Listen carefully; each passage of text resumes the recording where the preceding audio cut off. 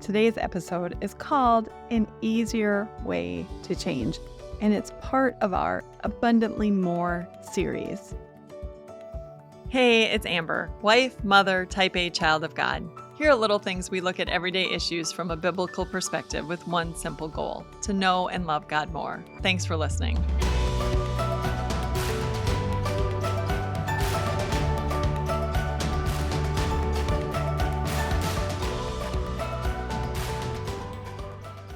So often we feel like we're stuck in a rut. Wherever we are in life, we just feel like that's our place, even if it's not where we want to be. So for instance, maybe you're 5, 25, 100 pounds overweight, or you know that you're drinking more than you should. And yet you find yourself every night going through the same motions of going back to that liquor cabinet or reaching for another beer. Or you really aren't where you want to be in terms of being the mom or the dad that you'd like to be, but you're not quite sure how to change the relationship. Or maybe it's a work thing.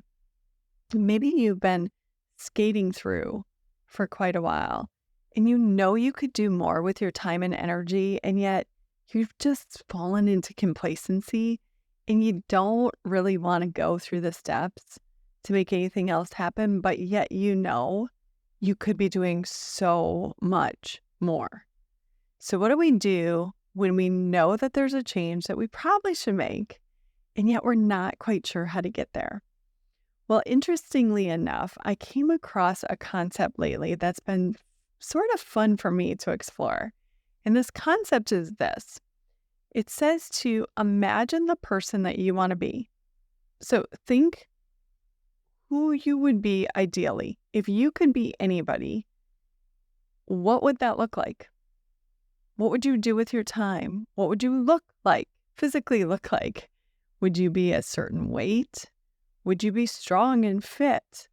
Would you have a certain job? What would your relationships look like? What would your walk with the Lord look like? And once you think about who that person would be, once you dream that person up, then write down how you think they would spend their time. So the ideal you, what time would they get up in the morning? What would they do first thing in the morning? Would they eat breakfast, or are they not a breakfast person? Do they go to the gym? Do they read their Bible?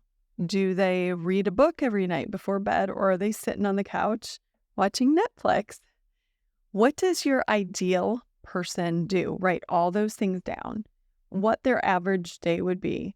And of course, there's going to be some crazy days in there that they don't look like that. But overall, generally speaking, what would this person and their life look like? And then, after you've done all that, start to live that way even before you are that way. It's not that far out when you think about it. It's actually being deliberate and becoming the person you want to be before you are that person. Now, is it going to be easy? Probably not. In fact, I have found that more often than not, even if I decide at night I dream up the person and I can put down what they would be doing, in the morning when I wake up, I'm like, oh, but this Amber doesn't want to live that way. So there's always going to be a battle of the natures and the wills. Your sinful nature always wants to take the easiest route. Think of self and self only, not worry about how much you're getting done or how effective you could be, but wants the cushy lifestyle. And yet, there's also another part that really wants to do the things of God and be the best that you can be and be the most effective in your relationships and in God's kingdom that you can be. So, with all that said and done, we're going to look at a couple of Bible passages. And the first one we're going to look at is in Romans 8, starting at verse 34 and reading to 37, but we're going to skip 36.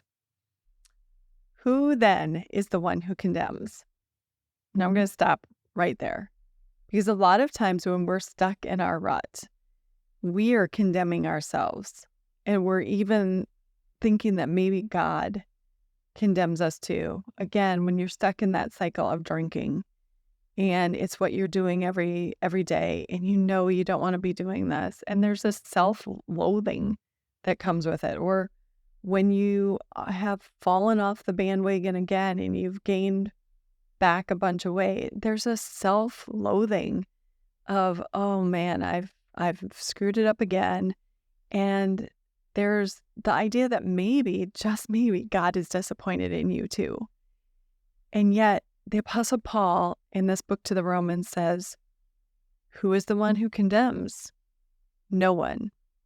Christ, who died, more than that, who was raised to life, is at the right hand of God and is also interceding for us. Who shall separate us from the love of Christ? Shall trouble or hardship or persecution or famine or nakedness or danger or sword? Skipping verse 36. No, in all these things we are more than conquerors through him who loved us. The word condemnation or condemn is a strong disapproval. And since we know that Christ is not condemning us, in fact, not only is he not condemning us, but he is at the right hand of God, acting on our behalf. In other words, you're on Team Jesus, and he's your biggest cheerleader. And when you are looking to change and you're wondering if you can, look no further, because you are more than a conqueror. You're victorious. You are victorious before you even start. That's why you can live like the person you want to be before you're that person. You're already victorious. You can convince yourself a million ways that you're not, but that's not how God feels about you. So don't get trapped in that. Okay, moving on to Romans chapter 12, verse 2. Do not conform. In other words, do not adopt to behave according to the pattern of this world, but be transformed, which is to make a drastic change, by the renewing of your mind. Then you will be able to test and approve what God's will is, his good, pleasing, and perfect will. What is God's will in all of this? Do you think that it's God's will that you just throw in the towel and stay stuck with a house that you can never get clean, that seems overwhelming, with this weight that you can't seem to take off, that drinking issue or smoking or swearing or cussing, using God's name in vain? Do you think that's God's will? Because it's not, because he wants us to transform our minds. He wants us to think differently. He wants us to get a different pattern, a different habit. That's what this is saying. Change. And then act in accordance with God's will. Now, 1 Corinthians 10:13. No temptation has overtaken you except what is common to mankind. Is this going to be a struggle? Yep, this is common to all of us. So if you're thinking, oh, but Amber, that's easy for you to say. You don't have 100 pounds. Or, Amber, I've been drinking for 20 years. Amber, I've been smoking since I was 8. Okay. Well, no temptation has overtaken you except what is common to mankind. We've all had our issues that we've tried to overcome for years. God is faithful. He will not let you be tempted beyond what you can bear. But when you are tempted, he will also provide a way out so you can endure it. There will be a way out. And this is what I've learned. A lot of times we're not looking for that way out. We are diving headfirst into our bad habits, and we don't care. The way out is there, but we're not looking for it. We're not noticing it. We honestly are just stuck. And that's not the way it is. God is going to give us a way out, and it will become easier every time. So what if you have fallen 500 times? That doesn't mean you have to keep falling again now. So as you start transforming your mind, as you start looking for the way out, it will become easier. You made it one night? Great. Try again tomorrow night. And when you fall, you get up and you say, well, that was a bad night. That doesn't mean I'm going to be stuck there. I'm not going to roll over. The whole thing with it doesn't matter how far you have to go. So losing 100 pounds starts with 1 pound. And cleaning out your house, your parents' house, whoever's house, starts with 1 room. It starts 1 hour at a time. And as you get one section cleaned out, that's 1 section you're done cleaning out. Is it overwhelming? Yep. Does it mean it's impossible? No, absolutely not. Hebrews 12, verses 1 to 2 say this. Therefore, since we are surrounded by such a great cloud of witnesses, and just before this in Hebrews 11 is the by faith chapter. It's this wonderful chapter of the Bible where the writer of the book of Hebrews tells us about how all these patriarchs in the Bible lived by faith and how even though it wasn't easy, they trusted God and he got them through these incredible situations. So the whole chapter 11, it's the Hall of Fame where we call it the people who live by faith. And then the writer goes into saying, therefore, since we are surrounded by this great cloud of witnesses, since we have the testimony of all these people, since God made sure to include their stories in the Bible, let us throw off everything that hinders, every little thing that gets in our way, and the sin that so easily entangles. And let us run with perseverance the race marked out for us, fixing our eyes on Jesus, the pioneer and perfecter of our faith. How are we going to get through this? Not by looking at how far we have to go. We're going to get through this by looking at Jesus and looking to Jesus for the strength that we need to get through. So how's this going to work? What are our action plans here? First of all, who do you want to be? Write it down. I tend to just here today, gone tomorrow with things that I don't write down and make it a deliberate thing. Who do I want to be? I want to be an effective ministry leader in the kingdom of God who is a healthy weight, who gets enough sleep so that they have the energy that they need, who is productive and effective and doesn't get distracted by their phone or whatever. I want to be somebody who, is in the Bible daily. I want to be someone who knows the Bible enough to be able to share it with other people. Whatever your goal is, write it down. I have found with all of these things, there's a spiritual component in it.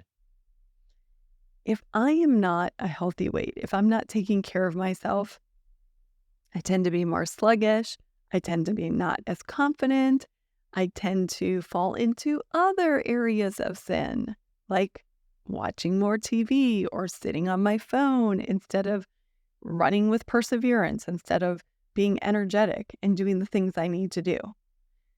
When I'm not in the Word as much, man, oh man, it is a series of dominoes that fall. I know. I've seen it far too often. When I just skim the Word, when I just get in the bare minimum, maybe 10 minutes a day, and I don't have time now, or because I'm working on this project, I'm in the Word then, so my personal Bible study isn't as important. Oh, there are so many things that start to go.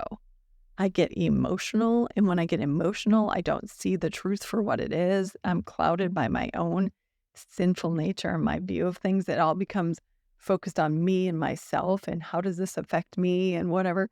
I easily slide into gossiping. Well, this person didn't help, and so clearly they don't. And making assumptions and all kinds of things. I have noticed that one thing physically often leads to spiritually also not being the person I want to be. So first of all, we're going to dream. Second of all, we're going to look at what a person's life might look like. And you know what? It's okay if you make adjustments as you go on. Third, you're going to actually try to live that way. And you might find, okay, the person I thought I wanted to be got up at 5 o'clock. But in reality, if I get up at 5 o'clock in the morning, I am not going to be there for my kids at 10:30 at night. And because of the season that my kids are in, that's not going to work for me. So scratch that a week later. The person I want to be actually gets up at 7. U-turns are totally acceptable. This is all a work in progress. But after you get that down and you start living who it is, make sure that you're also incorporating prayer and you're also finding someone who can walk alongside with you. So I've enlisted my husband. And one of the cool things that's happened throughout this process is I have wanted to get healthier again. I kind of fell off the bandwagon in a major way with all the things. There was a lot of stress going on. And anyway, Steve and I have started cooking together and going to the farmer's market and buying produce together. And this is something new to us. And I'm not going to say it's been all glorious because our kitchen is fairly small and we're finding rhythms, what one person does better than another person. And it's a process. But the point is, if you enlist somebody else to walk through this with you, you're going to keep each other accountable and you're going to help each other out. And so even, if it's 10 o'clock at night and you say, oh man, I'm craving chocolate, you can go get the fresh salsa that you just made out of the fridge and have a couple tortilla chips with salsa instead of that. So you'll help each other out in amazing ways. So prayer and then accountability partner. And that's just going to make this change that you're trying to do a little easier and hopefully long lasting, because change isn't worth doing. I mean, it's worth doing. All change is worth doing, and you try to do it. And if you quit drinking for 3 months, you've quit drinking for 3 months. But ultimately, the goal is to make it a much longer thing and make it a lifestyle change that this is who you are. You become who you want to be. And then it's not a big decision every day to do this because it just is who you are. Hopefully that helps. If it does, let me know. I'd love to hear your story. Thanks for listening. This has been Little Things, because in God's kingdom, the little things are the big things.